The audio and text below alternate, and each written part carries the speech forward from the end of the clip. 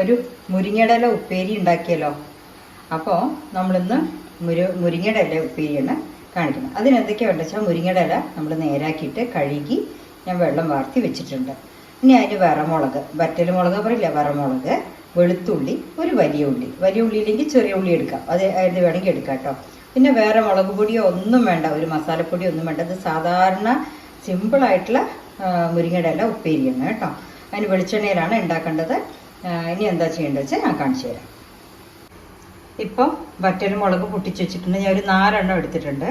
വലിയ ഉള്ളിയുടെ അത്ര തന്നെ വെളുത്തുള്ളി വേണം കേട്ടോ. അതാണ് ഈ ഉപ്പേരിയുടെ വാസന.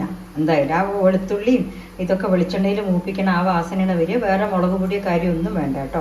മഞ്ഞൾപ്പൊടി ആവശ്യമുള്ളവർ മഞ്ഞൾപ്പൊടി കുറച്ചിടാം. അപ്പം നമ്മൾ ഇതാ ചീൻചട്ടി വെച്ചിട്ടുണ്ട്. അതിൽ കുറച്ച് വെളിച്ചെണ്ണ ഒഴിക്കുന്നുണ്ട്. വെളിച്ചെണ്ണ പാകത്തിന് ഒഴിക്കുക. പിന്നെ അതിൽ കരിവേപ്പിൻ്റെ ഇലയോ കടുകോ ഒന്നും വേണ്ട. പിന്നെ ഇതാ ചെറിയ ഉള്ളി, നമ്മൾ ആ മുറിച്ച് വെച്ച ചെറിയ ഉള്ളി അതിടുക. അതേമാതിരി വെളുത്തുള്ളി അതും ഇടുക. 4 വറ്റൽ മുളക് അതും ഇടുക.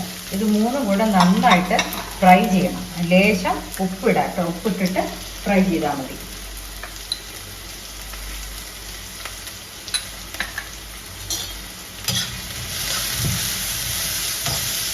നല്ലൊരു ഇളം കളറ് മാറണം. വെളുത്തുള്ളി വലിയ ഉള്ളിയുടെയും കളറൊന്ന് മാറണം.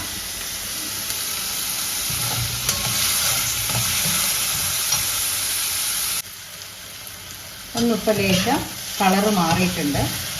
ഇനി അതിൻ്റെ ഫ്ലേവർ ശരിക്കും മുഴുവൻ പോകാൻ പാടില്ല. അതിന് മുമ്പേ നമ്മൾ കഴുകി വെച്ച മുരിങ്ങയുടെ ഇല നല്ല നേരാക്കി കഴുകി വെച്ചാണ് മുരിങ്ങയുടെ ഇല ഇടുക.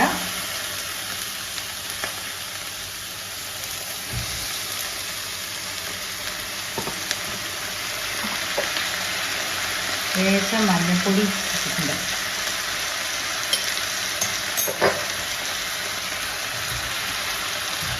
ഒന്ന് ചെറുതായി ഇളക്കി വെച്ചിട്ട് ഇത് ഒരു 5 മിനിറ്റ് കൊണ്ട് തന്നെ ആകും കേട്ടോ. റെഡിയാക്കി വെച്ചാൽ വേഗമാകും, പെട്ടെന്നാകും. മുരിങ്ങയിലയിൽ വെള്ളം ഒഴിക്കാനൊന്നും പാടില്ല.